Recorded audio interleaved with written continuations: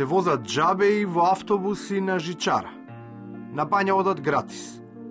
Мобилните оператори се тепаат за зборлестите баби и дедовци. Месарниците им нудат ексклузивни попусти и специјални денови. Пензионерска Република Македонија. Во овој предлог за името, кој според сите параметри е неприфатлив, дури и географската одредница е внимателно скроена. За скопјани, ерго омнес би бил, например, Бутал, како најревносен предлагач на пензионерски мерки. Во својство на преговарач, на местото на Јолески, може да се појави Трајановски. Кој се ја постави црвената линија. Свесен е за ризиците, но битува отворен приод и решение за кое дури и цената што ќе ја платиме е веќе одредено. Јас можам да кажам дека ќе бидеме истрени до крај, за да ги следиме сите работи кои што се таму. Може да произведат некои дополнителни ризици кои што ќе настанат. Меѓутоа, јас можам да ветам на граѓаните дека од сега ќе се знае колкава ќе биде цената, ќе има транспарентност за погребување во постојано или во старо гробно место ќе биде 18.000 денари, а погребување во ново гробно место ќе биде околу 27.000 денари, со тоа што во таа цена ќе влезе и бетонскиот парапет што е. Така да на граѓаните ќе им остане понатака, зависно од нивните можности, понатака да ги прават спомениците.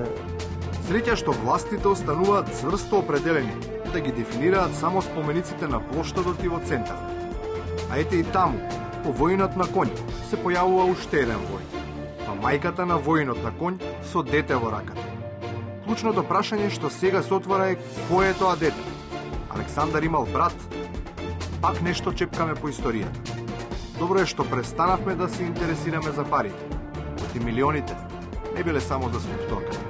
Точно е дека се шпекулираше за хонорарите за овие проекти, меѓутоа еве ви кажувам сега, има и за тоа договори, дека све што беше кажано не е точно, дека моите хонорари се многу помали и дека тие суми што се кажува, уствари се пари за комплетната изведба на целиот проект. Конкретно за фонтаната на која што сега се работи во моментот на плоштадот, хонорарот ми е 65.000 евра. Тоа е комплетна изработка, има тука многу работа, многу трошоци и не може све да се земе тоа како за мој хонорар.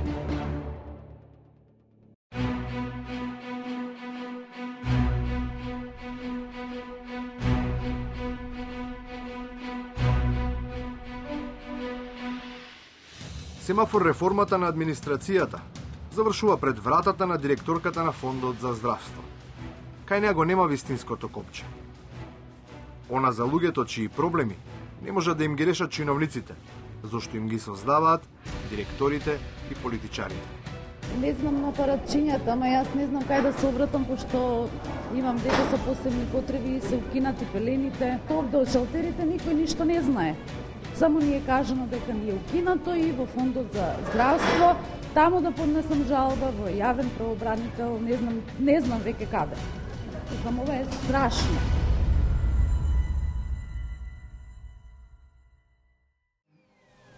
Možda bi trebalo da se borim u teškoj kategoriji. O, neki signal za mene. Neko rastura gradić na divljem zapadu. Atomski mrav! U akciju!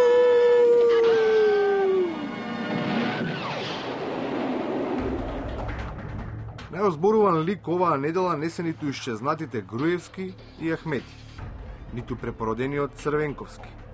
Приматот го има, атомската мравка. Овој карактерен лик од цртаниот свет стана екстремно популарен на социјалните мрежи. Малиот борец, зад кој се скрил еден влијателен политичар. Реци, шерифе, коме си телеграфиса? Една мраву, атомско мраву, најопаснија мраву на свету. Мраву? Ти си полуда. Треба те сменити. Треба те послати на одмор. Да ги нема вистинските, ке ги нема ни анимираните. Оние реалните го создадоа митот за цртаните ликови. Сега токму нив се обидуваат да ги згасат. Оти пешачат по нечии ганглии. Ама најжално од се е што улогата на Тамандуа ја имаат оние што беа први на списокот да бидат изедени. Во таа нервоза која што настапи се изреква, некои работи се направија, некои чекори кои што потоа доведоа до отказите. Значи, ако се згасне весникот, и јас ќе останам без работа.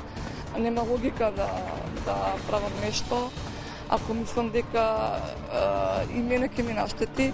Значи, верувам во мерките на компанијата за подобрување на позицијата на Уткински весник на пазарот и работиме на тоа. И конечно, нашето општество е прилично бучно и реагира емотивно кога на нашинците ќе им се случи некоја неволја во туѓа држава. Како да се чувствува семејството на Новаковиќ, откако обвинителството утврди дека тој не бил свирепо убиен, туку бил жртва на учесници во толпа. Што да кажат децата кои ги загубија родителите по трагедијата на бродот Илинден, за казните што им ги одмери судот во Охрид. Одлична порака за сите туристи. Добре дојдовте во Македонија.